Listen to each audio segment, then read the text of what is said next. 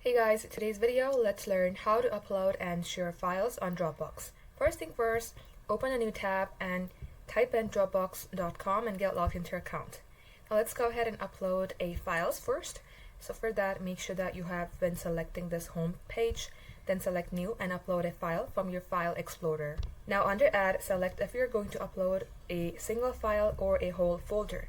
In my case, I would like to go for a single file. Now I have just uploaded my single file to Dropbox and you can see copy link right here. If this does not show up, that is completely fine. You can also share the link from here. So if you would like to simply share this specific link for this file, make sure this is selected and select share. If you would like to select all of these, check all the boxes just like this and copy the link. But in my case, I would like to only share this one, so I'm gonna select share. Now in here, select add people. You can type in the email address and select share. And by default, it is selected to can view, but let's go ahead and type in a name first.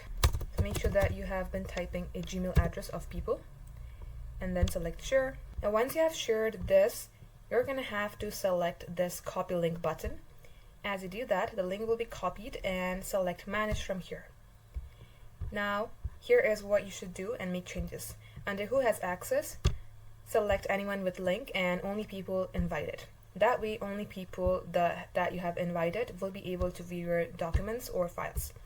And you can also disable the link for a specific date like expiration.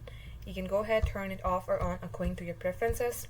And once done, select save. Even if people have link of this document, they will not be able to view it because you have just selected only people who were invited are able to view it. That is how you can do it, guys. Thank you for watching.